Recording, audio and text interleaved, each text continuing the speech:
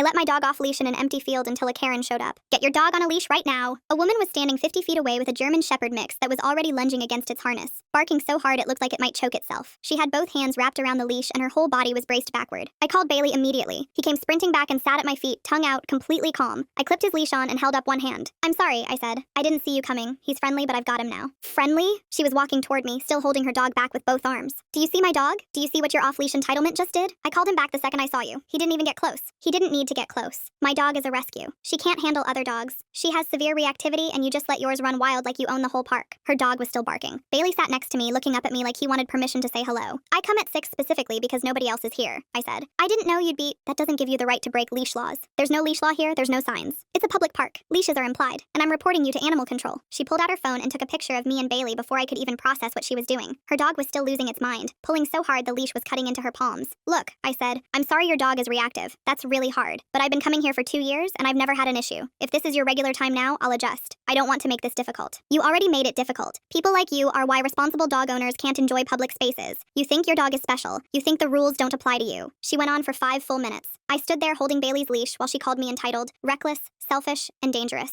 She said off-leash owners like me were the reason her dog had trauma in the first place. She said if I ever let my dog off-leash again, she'd make sure animal control fined me into obedience school. When she finally turned and dragged her dog back toward the parking lot, my hands were shaking. Bailey looked up at me, confused. I realized I'd been gripping his leash so tight my knuckles had gone white. I walked us back to the car and sat in the driver's seat for 10 minutes trying to figure out what I'd done wrong. I'd called him back. I'd apologized. I'd offered to change my schedule. She'd still treated me like I'd committed a crime. I decided to start coming at different times. If 6 was her slot now, I'd try 5:30, or 6:15, or even 7 when there were more people around. It was one encounter. I could avoid her. The next morning, I showed up at 5:45. The field was empty. I let Bailey off leash, watched him run his usual loop, and started walking the perimeter. At 5:53, she appeared at the edge of the parking lot with her dog already pulling toward us. I called Bailey back before she even made it to the field. He trotted over, I clipped his leash, and I changed direction, heading toward the south path instead. She followed us, not close enough to be obvious, but close enough that I could hear her dog barking every time Bailey so much as glanced backward. I picked up my pace. She matched it. When I finally looped back to the parking lot and got in my car, she was standing near the entrance with her phone out, filming me as I pulled away. The next morning I tried 5:30. Empty field, no cars in the lot. I let Bailey off for exactly 8 minutes before she appeared from the opposite trail, her dog already lunging the second it spotted us.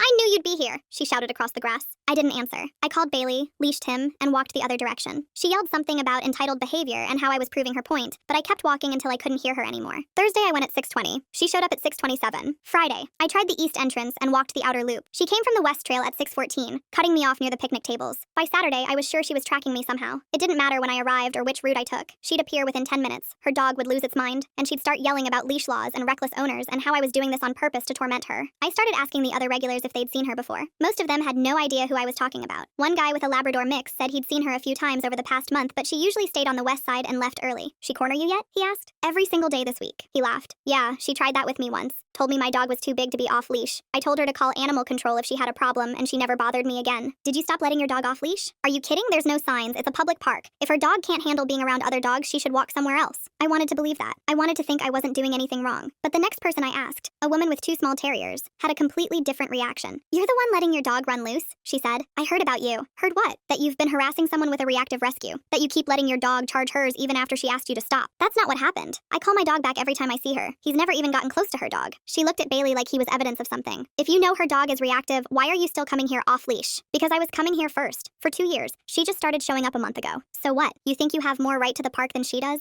I think if her dog can't be around other dogs, she should pick times when the park is actually busy instead of following me around at dawn. She shook her head. That's not how it works. Leashes exist for a reason. I didn't have an answer for that. She walked away before I could think of one. By the second week, I was leashing Bailey the second we got out of the car. I kept him at my side the entire walk, scanning the trails for any sign of her. It didn't matter. She still found us. And every single time, she'd accuse me of waiting until her back was turned to let him loose again. I saw you unclip his leash, she said on Tuesday morning near the water fountain. I didn't. He's been leashed the whole time. I saw you. You didn't because I didn't do it. You're a liar. You've been lying since the first day I met you. Her dog was pulling so hard it was gagging itself. Bailey sat down and looked up at me, confused about why we'd stopped moving. I wanted to scream at her. I wanted to ask what I'd possibly done to deserve this. Instead, I turned around and walked back to my car while she yelled at my back about accountability and consequences. I started dreading my alarm in the mornings. I'd lie in bed staring at the ceiling, trying to calculate which time might finally be safe, which route might let me avoid her for just one walk. Bailey would nudge my hand with his nose, ready to go, and I'd feel my stomach tighten. On Thursday, she was waiting in the parking parking lot when I arrived at 6. She didn't even have her dog with her. She was just standing next to her car with her arms crossed, watching me pull in. I sat there with the engine running, staring at her through the windshield. She stared back. After 2 full minutes, I put the car in reverse and left. I drove to a coffee shop and sat in the parking lot with Bailey in the back seat, trying to figure out what I was supposed to do. This wasn't about her dog anymore. This wasn't about leash laws or public space or who had the right to be there first. She was targeting me. She was hunting me down every single morning and turning my routine into a confrontation, and I had no idea how to make it stop. I called the city parks department Friday afternoon from my car. The woman who answered transferred me twice before I got someone who could actually answer my question. Riverside Park, Northfield, the clerk repeated back to me. You're asking about leash requirements? Yes, is there an official ordinance?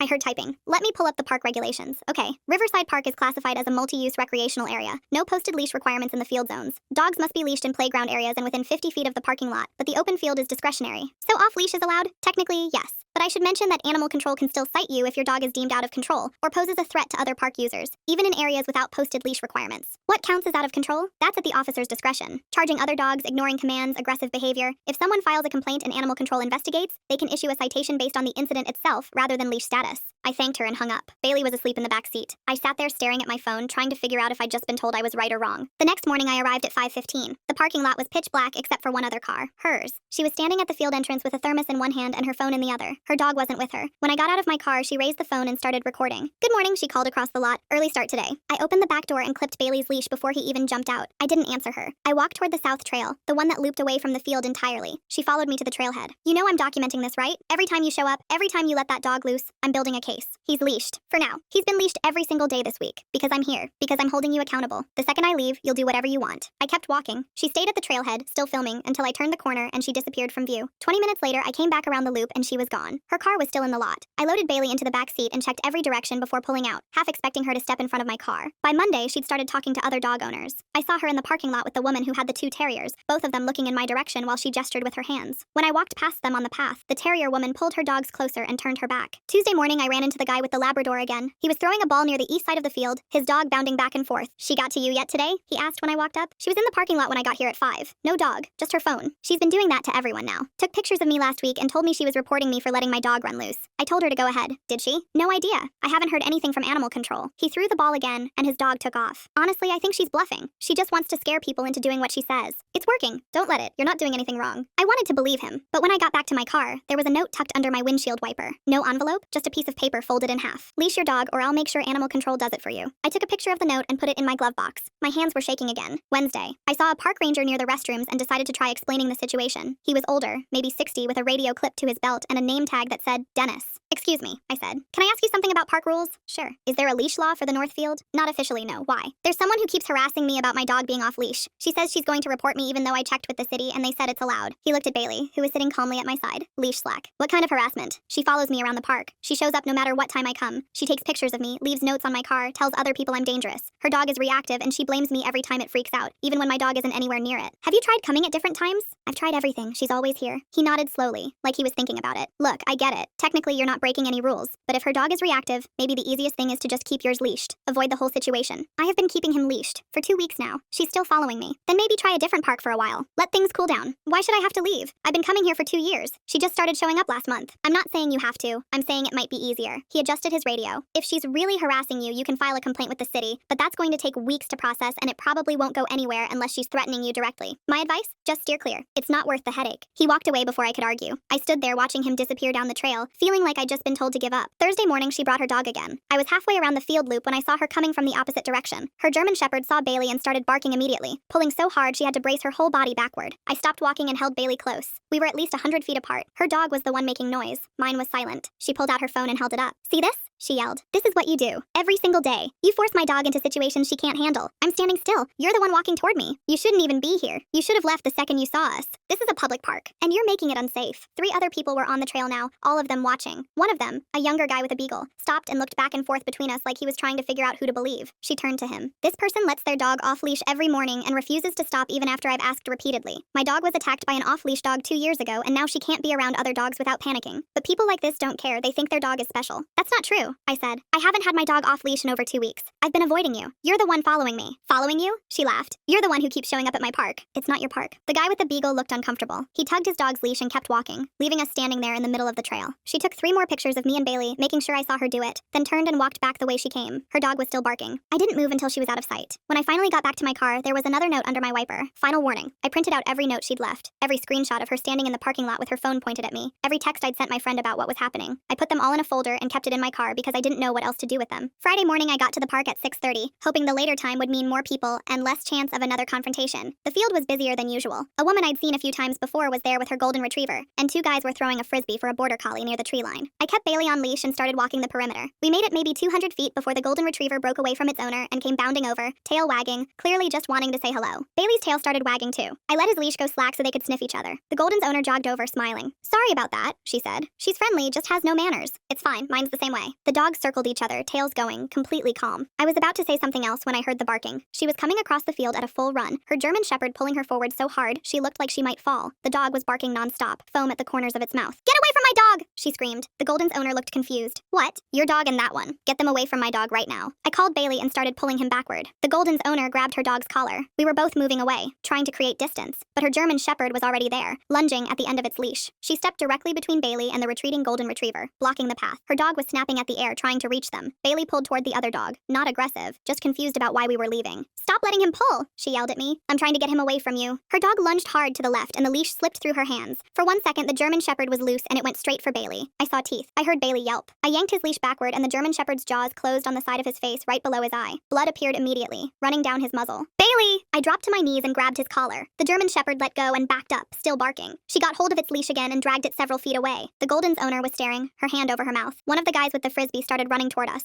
Bailey was shaking. Blood was dripping onto the grass. I pressed my hand against the wound and felt my stomach flip when I realized how deep it was. You let him run up to her, she said. You saw my dog and you let yours approach anyway. He was saying hello to another dog. You're the one who ran over here. Your dog provoked her. This is your fault. Your dog bit mine. Because yours wouldn't back off. I'm calling my lawyer. If you report this, I'll sue you for vet bills and emotional distress. My dog was defending herself. The guy with the frisbee reached us. I saw the whole thing. Your dog was loose. You dropped the leash. She turned on him. My dog slipped because I was trying to protect her from an off-leash aggressive dog. His dog was leashed the entire time. I was watching. You weren't watching the beginning. You don't know what happened before you got here. I stood up, still holding Bailey close. Blood was soaking into my shirt. I'm taking him to the vet. Don't leave. Animal control is going to want to talk to you. Animal control is going to hear about how your dog attacked mine first and you're lying to cover it up. I have witnesses. I have documentation going back weeks about your behavior. What witnesses? She gestured vaguely at the parking lot. People who've seen you let that dog run wild every single morning. People who know exactly what kind of owner you are. I didn't wait to hear the rest. I picked Bailey up and carried him to the car. He was whimpering, pressing his face against my chest. The golden's owner followed me to the parking lot. Do you need help? She asked. Can you give animal control your number? Tell them what you saw? Of course. I'm Amanda. I'll wait here in case they show up. I put Bailey in the back seat and drove to the emergency vet with my hands shaking so hard I almost ran a red light. They took him back immediately. A vet tech came out 20 minutes later and told me he needed stitches, a rabies booster even though he was current, and antibiotics. The wound was deep but clean. No damage to his eye. The bill was $647.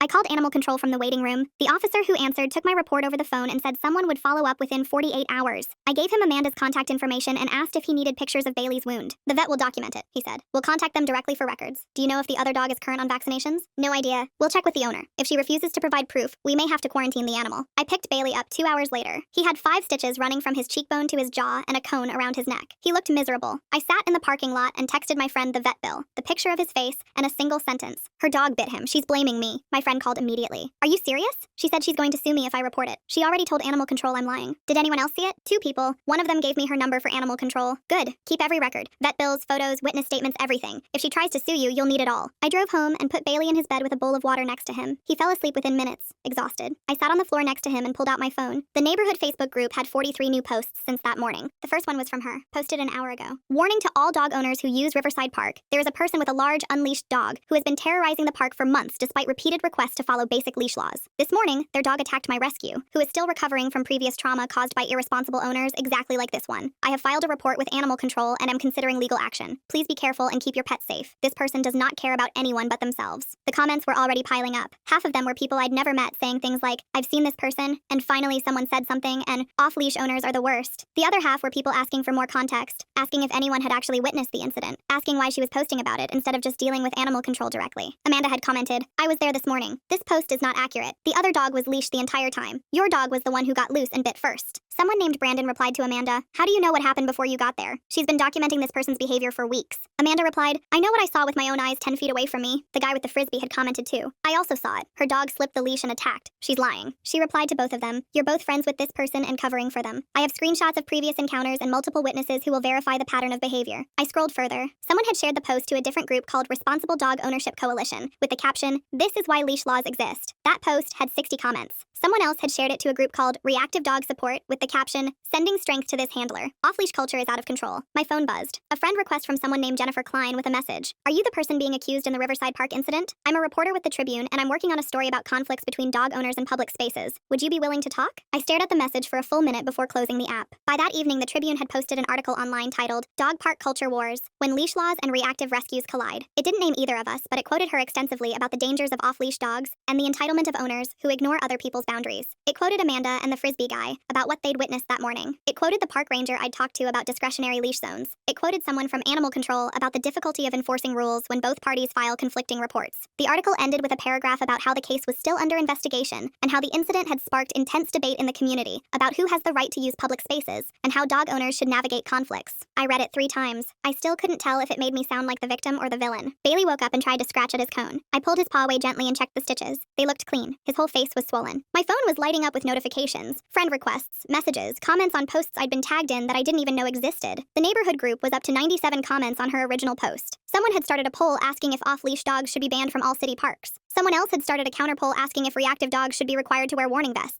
I turned my phone off and sat on the floor next to Bailey until it got dark outside. Animal control called me back Monday afternoon. Officer Brennan introduced himself and asked if I could come in Wednesday to give a formal statement. I said yes and asked if he'd talked to the other owner yet. I spoke with her this morning. She's filed a counter report claiming your dog initiated the contact and that hers was acting in self-defense. That's not what happened. I have witnesses. I've spoken with 2 of them. Their accounts support your version, but I need to complete the full investigation before I can make a determination. Bring any documentation you have. Vet records, photos, previous incident reports if there are any. I spent Tuesday organizing everything into a binder. Vet bill. Photos of Bailey's stitches from 3 different angles. The timeline I'd written out of every encounter starting from the first morning she screamed at me. The notes she'd left on my car. Screenshots of her Facebook post and all the comments. Amanda's contact information. The frisbee guy's name was Colin and he'd messaged me offering to write a statement. I added the city clerk's confirmation that the Northfield had no posted leash requirements. I printed out the news article. I put it all in chronological order and wrote a cover page summarizing what had happened. Wednesday morning, I drove to the animal control office with the binder on my passenger seat. Officer Brennan met me in a small conference room with a recorder on the table. He was younger than I expected, maybe 35, with a notepad already half full of handwriting. "Walk me through the incident," he said. I told him everything. The golden retriever coming over to say hello. Bailey's leash staying on the entire time. Her running across the field with her dog already barking. Her stepping between the dogs and blocking the path. Her leash slipping. The bite. Her immediately blaming me. He took notes the entire time. When I finished, he flipped back a few pages. "She claims you've been harassing her for weeks,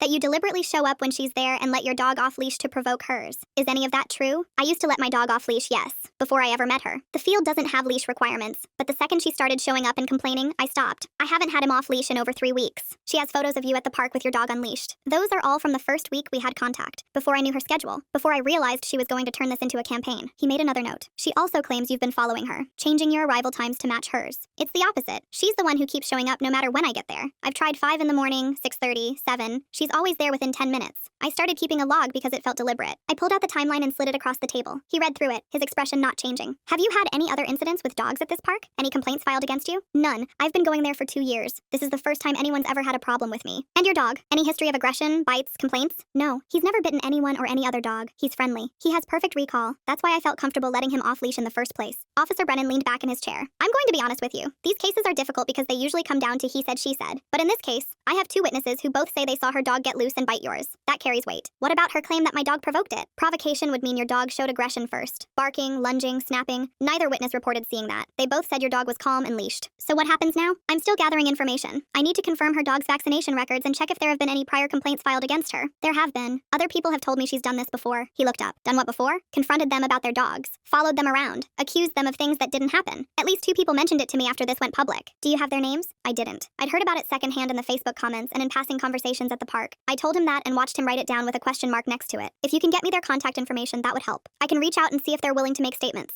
I left the office and went straight home to message everyone I could think of. Amanda connected me with a woman named Bryn, who had a husky. Bryn sent me a 3-paragraph message about how the same woman had cornered her near the East Trail 2 months ago and screamed at her for 10 minutes because her dog had barked at a squirrel. She said the woman accused her of having an aggressive animal and threatened to report her to animal control if she ever came back. "I stopped going to that park entirely," Bryn wrote. "It wasn't worth the stress. But when I saw what happened to you, I felt horrible horrible for not saying something sooner. Colin forwarded me a message from someone named Derek who'd had his own run-in with her in early spring. Derek said she'd accused him of letting his dog charge hers when his dog was on a leash 20 feet away and hadn't even noticed her. She'd followed him to his car and taken pictures of his license plate. I sent all of it to Officer Brennan. He replied 2 hours later saying he'd follow up with both of them. Thursday, the Facebook post hit 200 comments. Someone had created a petition calling for mandatory leash laws in all city parks. Someone else had created a counter-petition calling for designated off-leash hours. The whole thing had spiraled into a debate about dog culture, personal responsibility, and who had more right to public space. She posted an update Thursday night. To everyone asking for proof, I have documentation going back a month showing this person's pattern of harassment and refusal to follow basic courtesy. I've submitted everything to animal control, and I'm confident the investigation will show the truth. My dog is traumatized, and I'm exploring legal options. Thank you to everyone who has reached out with support. The comments filled with people saying stay strong and you did the right thing, and people like that never change. Then someone named Rachel commented with a video file. I was walking my dog on the North Trail Friday morning and recorded this because I thought the confrontation looked intense.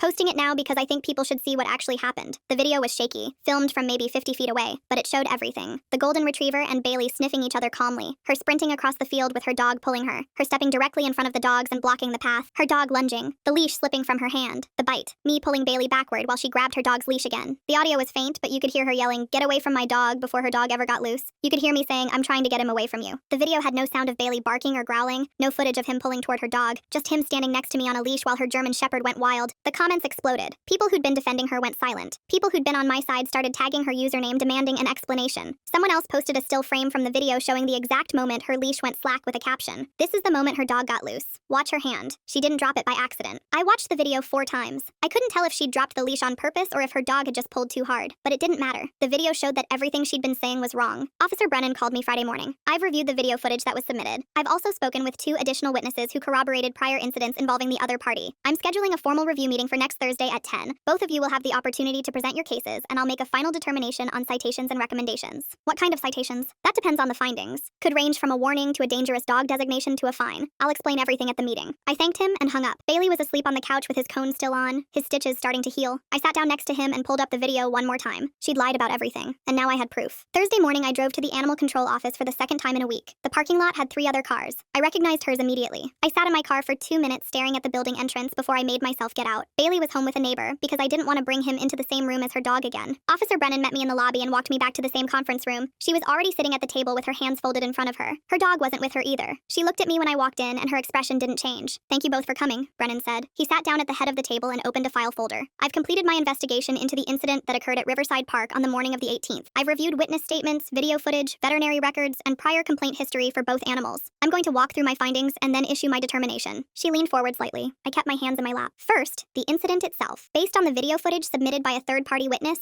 and corroborated by 2 individuals present at the scene, I've determined that the physical altercation was initiated when the German Shepherd in question slipped its leash and made contact with the other dog. The video clearly shows the leash going slack and the dog lunging forward before contact occurred. "My dog was reacting to being cornered," she said. "I've explained this already. I'm not finished." The video also shows that the other dog, a yellow Labrador mix, was leashed during the entire encounter and did not display aggressive behavior prior to contact. Witnesses stated that the Labrador was engaged in a calm greeting with a third dog when you approached the area at speed with your dog already barking. "Because I saw what was about to happen. I was trying to prevent it." Brennan looked at her over his folder. "By running directly toward the situation with a reactive dog." She didn't answer. He flipped a page. "Second, the pattern of prior incidents. I spoke with 3 additional park users who reported confrontations with you regarding their dogs over the past 4 months. 2 of them stated that you accused their animals of aggression when the dogs in question were leashed and at a distance. One of them provided text messages where you threatened to report them to animal control if they returned to the park. Those people were breaking rules. The park in question has no posted leash requirements in the field area. I confirmed that with the city. None of those individuals were violating any ordinance. Leash laws are common sense. Just because there's no sign doesn't mean people should. I'm also required to inform you that during my background check on your animal, I found a prior bite incident on record from 14 months ago involving a different dog at a different location." She went completely still. "The incident was reported by the other dog's owner and resulted in a warning citation. You stated at that time that your dog had been attacked first. The other party disputed that claim, but chose not to pursue the matter further. That was different. That dog was off-leash and charged us.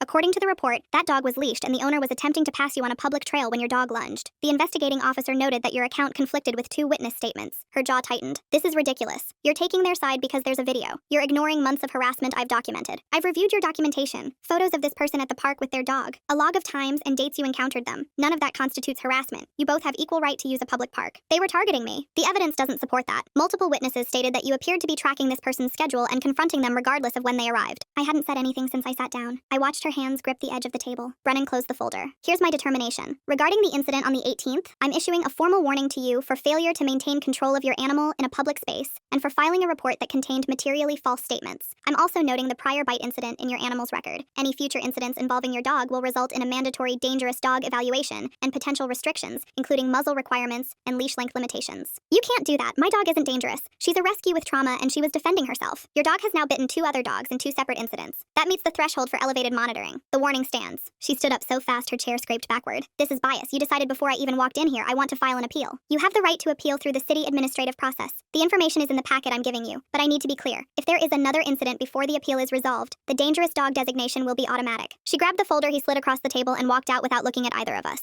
The door slammed behind her. Brennan turned to me. I'm also issuing you a warning. I looked at him. For what? For approaching another dog without verbal consent from the handler. Even though your dog was leashed and behaving appropriately, best practice is to ask before allowing dogs to greet, especially in areas where reactive dogs are present. The golden retriever came to us. I didn't approach anyone. I understand. But going forward, if you see a dog approaching, the safest choice is to create distance and ask the owner if they're comfortable with an interaction. That applies to both parties. He handed me a single sheet of paper with the incident number and the warning citation. No fine, no restrictions. Just a formal note in Bailey's record that he'd been involved in an incident where another dog made contact. Is that it? That's it. You're free to continue using the park. I'd recommend varying your route and time if possible, but you're not required to avoid any specific areas. I folded the paper and put it in my jacket pocket. What happens if she keeps following me? If she engages in behavior that rises to the level of harassment, stalking, or intimidation, that's a matter for local police, not animal control. Document everything and file a report if needed. I thanked him and walked out to my car. She was gone. The parking lot was empty except for my car and Brennan's truck. I sat in the driver's seat and stared at the warning citation. I'd won, officially. The record showed she'd lied. The video proved it. Witnesses backed me up. Her dog had a bite history and mine didn't. I should have felt relieved. Instead, I felt exhausted. I drove home and let Bailey out into the yard. His stitches were almost healed. The scar was going to be permanent. A pale line running from his cheekbone to his jaw that pulled his fur in a weird direction when he turned his head. My phone buzzed. The neighborhood Facebook group had a new post from someone named Angela. Just heard from a friend that the animal control investigation concluded and the person with the reactive dog was cited for filing a false report, and her dog is now flagged for future monitoring. Can anyone confirm? The comments started immediately. People asking for details. People saying they'd heard the same thing. People saying it was about time. People saying the whole situation was overblown and both sides were at fault. She posted a response an hour later. To everyone asking, yes, I received a warning citation, but only because the system is designed to protect negligent owners over responsible ones. My dog is not dangerous.